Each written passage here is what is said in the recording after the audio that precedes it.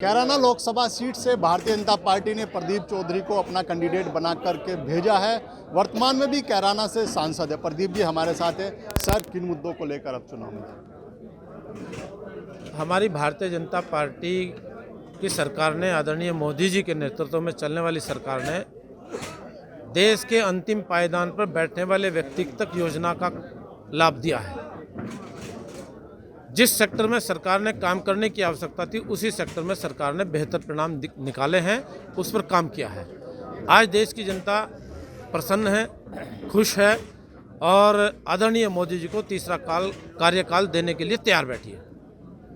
आप लोग लगातार जनता के बीच जा रहे हैं। अब एनडीए के साथ जो है जयंत चौधरी भी आ गए थे। इस बार और कितना आप बढ़त मान रहे हैं? देखिएगा, पिछली बार का जो चुनाव हुआ था वो सारे दल एक साथ इकट्ठा होकर के चुनाव लड़ने का काम कर रहे थे। उसके बावजूद भी कैराना लोकसभा की जनता के द्वारा कैराना लोकसभा में कमल खिलाने का काम किया गया था। अब की बार उनके साथ बसपा भी नहीं है, अब की बार उनके साथ राष्ट्रीय लोकदल भी नहीं है। राष्ट्रीय लोकदल का बहुत बड़ा वोट बैंक आज हमारे साथ जुड़ा है। हमारी स्थिति इसी से पता चल जाएगी कितनी मजबूत उसके बावजूद हुई है। और मैं समझता हूँ कि परिणाम बहुत अच्छा आएगा। लोग लगे हैं, बड़े उत्साहजनक तरीके से लगे हैं। लोग इंतजार कर रहे हैं कि हम लोग को चुनाव की तारीख मिल जाए और हम लोग अपना बेहतर वोट डालने का काम करें। कुछ लोग जो समर्थक मनीष चौहान के टिकट करने से नाराज भी है, वो कह रहे हैं हम लोग ही किरा को वोट। ऐसे लोगों को कैसे आप लोग समझाओगे जो भारतीय जनता पार्टी का वोट बैंक है? देखिएगा, भारतीय जनता पार्टी गठबंधन, हमारा बहुत बड़ा गठबंधन के रूप में भारतीय जनता पार्टी काम कर रही है। जब बड़ा दल होता है तो बड़े दल में स्वाभाविक रूप से ज़्यादा लोग टिकट मांगने वाले होते हैं। एक प्रक्रिया है, सतत प्रक्रिया है, उस प्रक्रिया को रोका नहीं जा सकता है। लेकिन ऐसा नहीं है कि सभी लोग साथ न लगें।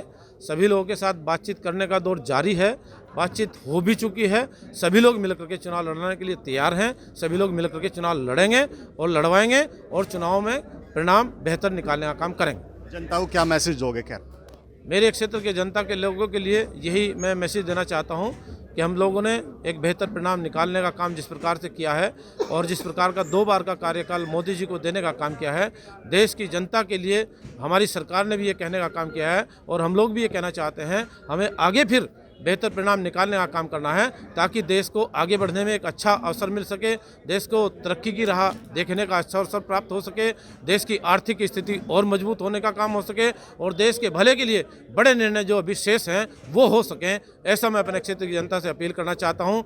बिना किसी भेदभाव के लोगों से अपील करना चाहता हूँ। बिना भेदभाव के भारतीय जनता पार्टी ने जो काम किया है, उस काम के बल पर हम लोगों को आगे फिर आने का अवसर मिले और भारतीय जनता पार्टी का परचम फिर से लहराने का काम हो सके। आप लोग मानते हैं कि कैराना से इकरा को सपा ने कैंडिडेट बनाया, मुस्लिम जो मतदाता है वो बीजेपी को वोट करेंगे?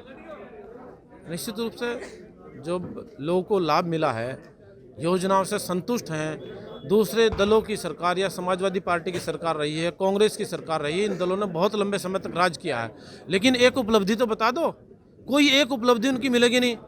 कोई काम उनका ऐसा नहीं मिलेगा जिस काम के बल पर उन्होंने ये कहने का काम किया कि ये काम हम लोगों के द्वारा करा हुआ है, ये हम लोगों की सौगात देने का काम किया है, क्षेत्र के लोग जनता के भले के लिए हम लोगों ने काम किया। कोई काम उनका देखने को मिलेगा। हाथ पैर मारने का काम कर रहे हैं। देश की संसद चलती है, उसको रोकने का काम कर रहे हैं। संसद को चलने नहीं देते।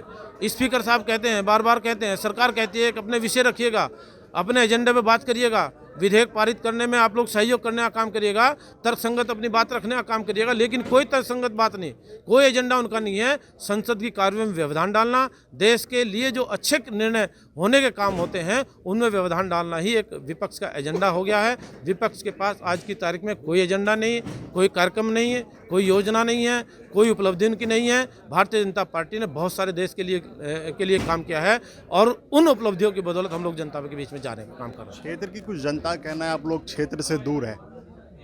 मैं कभी दूर नहीं रहा हूँ। मेरी आप फेसबुक उठा करके देख लेना काम करिएगा। हर दूसरे तीसरे दिन का हर कोई ना कोई डेली का कोई ना कोई कार्यक्रम अपने क्षेत्र के अंदर रहा है।